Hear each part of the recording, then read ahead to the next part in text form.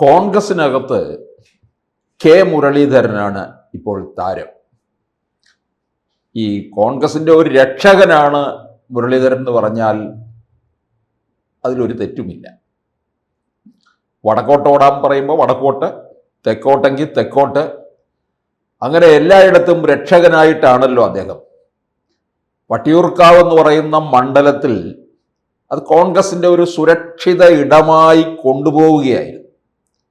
വട്ടിയൂർക്കാവിലുള്ള ജനങ്ങളെ ചേർത്ത് നിർത്തി അതിലെ ആ മണ്ഡലത്തിന് വേണ്ടതായ കാര്യങ്ങളെല്ലാം ചെയ്തു കൊടുത്ത് വോട്ടർമാരുമായിട്ട് വലിയ ഒരു ബന്ധം സ്ഥാപിച്ചുകൊണ്ട് മുന്നേറി നിന്ന സമയത്താണ് വട്ടിയൂർക്കാവിൽ നിന്ന് വണ്ടി കയറ്റി വടകരയ്ക്ക് വിട്ടത്. എന്തുണ്ടായി? വടകരയിൽ വിജയിച്ചു, അത് വേറെ കാര്യം. പി ജയരാജൻ എന്ന അതികായന് കൊണ്ടുവന്നൊരു മൂലക്കിരുത്താനായിട്ട് മുരളീധരന് സാധിച്ചു. പക്ഷെ അത് കേരളത്തിൽ മുഴുവൻ ഉണ്ടാക്കിയ ഒരു UDF തരംഗമാണ്. ലോക്സഭാ തെരഞ്ഞെടുപ്പിൽ എപ്പോഴും അങ്ങനെയാണല്ലോ.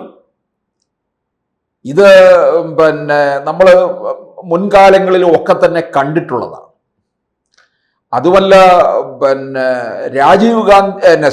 രാഹുൽ ഗാന്ധി ഇന്ത്യയുടെ പ്രധാനമന്ത്രിയാകുമെന്നൊക്കെ തരത്തിലുള്ള ഒരു വ്യാജ പ്രചാരണമൊക്കെ അല്ലേ കേരളത്തിൽ നടത്തിയത്. അതൊരിക്കലും ആകില്ല എന്ന് നമുക്ക് ഏവർക്കും തലയ്ക്കകത്ത് ആൾതാമസമുള്ളവർക്കൊക്കെ അറിയാം. അങ്ങനെ തെറ്റിദ്ധരിപ്പിച്ചുകൊണ്ട് കേരളത്തിലൊരു തരംഗം കോൺഗ്രസിനുണ്ടായി എന്നുള്ളതാണ്. അതിന് വട്ടിയൂർക്കാവിൽ നിന്ന് ഈ മുരളീധരനെ വടകരയ്ക്കൊന്നും കയറ്റി വിടേണ്ട കാര്യമില്ലായിരുന്നു. കോൺഗ്രസിലെ ഏത് കുറ്റിച്ചൂലിനെ നിർത്തിയാലും മതിയായിരുന്നു. അതുകൊണ്ട് എന്തു പറ്റി? വട്ടിയൂർക്കാവ് മണ്ഡലം ഇവർക്ക് കൈവശം അത് പോവുകയും ചെയ്തു. ഇതേ അവസ്ഥ തന്നെയല്ലേ കോന്നിയിൽ നിന്നുള്ള MLA അടൂർ പ്രകാശിനെ പിടിച്ച് ആറ്റിങ്ങൽ കൊണ്ടുവന്ന് നിർത്തിയത്. അവിടെ എന്തു പറ്റി? കോന്നി നിയമസഭാ മണ്ഡലവും അവർക്ക് നഷ്ടപ്പെട്ടു. തിരുവനന്തപുരത്ത് വട്ടിയൂർക്കാവിൽ പ്രശാന്ത് ഇറങ്ങിക്കഴിഞ്ഞു. പ്രശാന്ത് ഇറങ്ങി വിജയിച്ചു. പ്രശാന്ത് തിരുവനന്തപുരത്തെ മേയർ എന്നുള്ള രീതിയിൽ വലിയ ഒരു ഇൻഫ്ലുവൻസ് ഉണ്ടാക്കിയ വ്യക്തിയാണ്, പ്രത്യേകിച്ച് യുവജനങ്ങളുടെ ഇടയിൽ. അത് കോൺഗ്രസ്സുകാർക്ക് മനസ്സിലാക്കാൻ കഴിയാതെ പോയി എന്നുള്ളതാണ്. 2021 ആ വിജയം ആവർത്തിച്ചു. 2026 പ്രശാന്ത് തന്നെ മത്സരിക്കും, വിജയിക്കുമെന്നുള്ള രീതിയിലാണ് മുമ്പോട്ട് പോയിക്കൊണ്ടിരിക്കുന്നത്. അപ്പോൾ ഈ അവസരത്തിൽ പിന്നീട് അത് കഴിഞ്ഞ് നേമത്ത് കൊണ്ടുവന്നു. നേമത്ത് BJPയുടെ അക്കൗണ്ട് പൂട്ടിക്കാനെന്ന് പറഞ്ഞു കൊണ്ടുവന്നു. അവരാണ് പൂട്ടിച്ചത് എന്ന് അവരവകാശപ്പെടുന്നു. പല്ലിയാണല്ലോ കരുതുന്നത്, പല്ലിയാണ് ഉത്തരം താങ്ങുന്നതെന്ന് എന്ന് പറഞ്ഞതുപോലെ കോൺഗ്രസ്സുകാർ പറയുന്നു ഞങ്ങളാ പൂട്ടിച്ചത്, CPMകാർ പറയുന്നു ഞങ്ങളാ പൂട്ടിച്ചത്. അത് കഴിഞ്ഞിട്ട് പിന്നീട് വീണ്ടും വടകരയിലേക്ക് വന്നു. വടകരയിൽ വന്ന് പോസ്റ്റർ അടിച്ച സമയത്താണ് വടകരയിൽ നിന്ന് തൃശ്ശൂരിൽ സുരേഷ് ഗോപിയെ എതിരിടാൻ കൊണ്ടുവരുന്നത്. തൃശ്ശൂരിൽ വന്നു കഴിഞ്ഞപ്പോൾ സുരേഷ് ഗോപി മുരളീധരൻ ആ തെരഞ്ഞെടുപ്പ് കഴിഞ്ഞപ്പോഴേ പറഞ്ഞു കോൺഗ്രസ്സുകാർ കാല് വാരി, കോൺഗ്രസിന് സുരക്ഷിതമായി വിജയിക്കാവുന്ന ഇടമായിട്ടാണ് തൃശ്ശൂരിനെ കണ്ടിട്ടുള്ളത്. സാക്ഷാൽ കരുണാകരൻ പോലും തോറ്റിട്ടുണ്ട്. കരുണാകരൻ തോറ്റു കഴിഞ്ഞ് അവിടുത്തെ ജനങ്ങൾ പറഞ്ഞൊരു കമന്റുണ്ട്. ഈ പിറ്റേ ദിവസം പത്രങ്ങളിലൊക്കെ കരുണാകരന്റെ ഒരു പടം വന്നു കഴിഞ്ഞപ്പോൾ അവിടെയുള്ളവർ പറയുന്നത് കേട്ടു, ലീഡർക്ക് ഇത്രയും വലിയ വിഷമമാണെന്ന് അറിഞ്ഞില്ല, എങ്കിൽ വോട്ട് കരുണാകരനെ ചെയ്യുള്ളായിരുന്നുള്ള മട്ടിൽ. അപ്പോൾ അവിടെ വീഴ്ചയും വാഴ്ചയും ഒക്കെ ഉണ്ടായിട്ടുണ്ട്. പക്ഷെ ഇവിടെ ഈ 2024 ലോക്സഭാ തെരഞ്ഞെടുപ്പിലെ മുരളീധരനെ അവിടെ പരാജയപ്പെടുത്തിയത് കോൺഗ്രസ്സുകാർ തന്നെയാണ് എന്ന് വ്യക്തമായിട്ട് മുരളീധരൻ എടുത്തു പറയുന്നുണ്ട്. അതുകൊണ്ടാണ് മുരളീധരൻ ഇപ്പോൾ എവിടെ മത്സരിക്കണമെന്നുള്ള കാര്യത്തിൽ ഇങ്ങനെ നടക്കുകയാണ്. ഇടയ്ക്ക് പറയുന്നുണ്ട് മത്സരിക്കാനുള്ള ഒരു മൂഡായിട്ടില്ല, മത്സരിക്കില്ല എന്നാണ് പറയുന്നത്. തിരുവമ്പാടി കൊടുക്കാമെന്ന് പറയുന്നുണ്ട്. കോഴിക്കോട് ജില്ലയിലെ തിരുവമ്പാടി എന്ന് പറയുന്നത് അതിപ്പോൾ ഒരു വലിയൊരു സ്റ്റാർ മണ്ഡലമായി മാറുകയാണ്. ജോസ് കെ മാണി ഇങ്ങോട്ടേക്ക് വരികയാണെന്നുണ്ടെങ്കിൽ അത് കൊടുക്കാമെന്ന് പറഞ്ഞു ജോസ് കെ മാണിക്ക്. കാരണം ജോസ് കെ മാണിക്ക് ഈ പാലയിൽ കാപ്പൻ മാറി കൊടുക്കത്തില്ല, കടുത്തുരുത്തിയിൽ മോൻസ് ജോസഫും വിട്ടുകൊടുക്കത്തില്ല. അപ്പൊ തിരുവമ്പാടി കൊണ്ടുവന്ന് നിർത്തി ജയിപ്പിക്കാം കാരണം ലീഗിന്റെ ഇടമാണ്, സുരക്ഷിത മണ്ഡലമാണ്.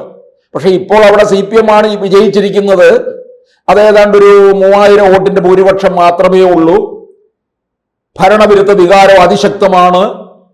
ആ ഒരു സാഹചര്യത്തിൽ തീർച്ചയായിട്ടും UDFന് ജയിച്ചു വരാം എന്ന് കണക്ക് കൂട്ടുന്നുണ്ട്. അത് ലീഗ് ഗ്യാരണ്ടി കൊടുക്കുന്നുണ്ട്.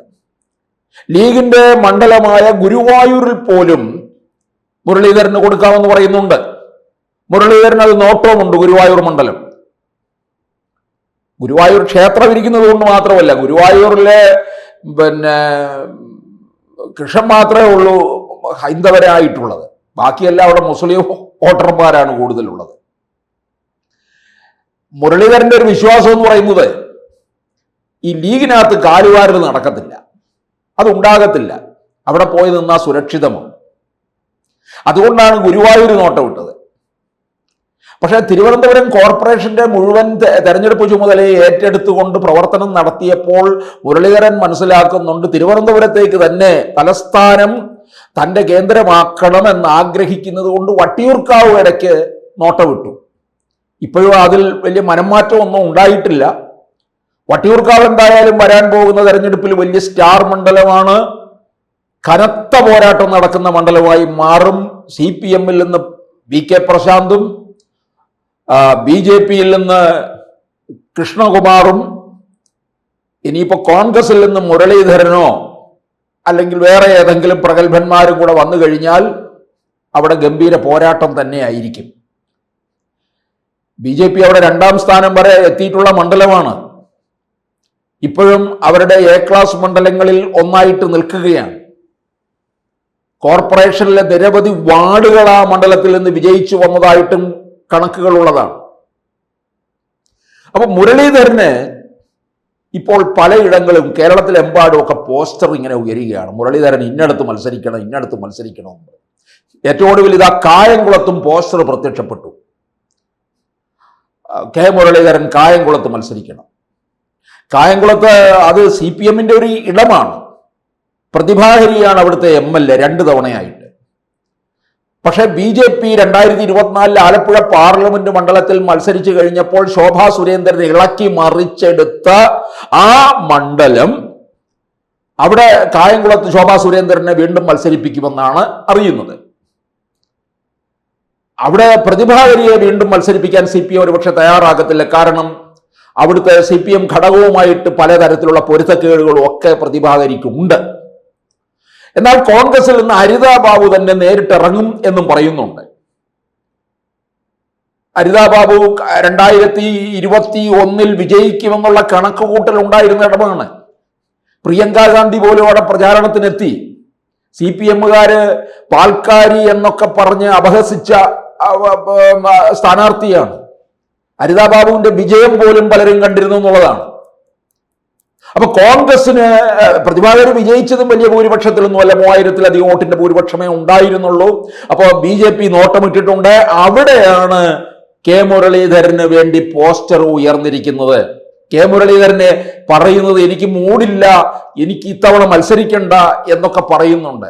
അത് മുരളീധരൻ നോക്കുകയാണ്. സാഹചര്യം UDFന് അനുകൂലമായ ഒരു സാഹചര്യത്തിലേക്ക് കാര്യങ്ങൾ മാറുമോ എന്ന് നോക്കുന്നുണ്ട്. അതോ BJPയുടെ വളർച്ച ഇവിടെ ഉണ്ടാകുമോ എന്ന് നോക്കുന്നുണ്ട്. എന്നിട്ട് വേണം ഭാവി തീർച്ചപ്പെടുത്താൻ.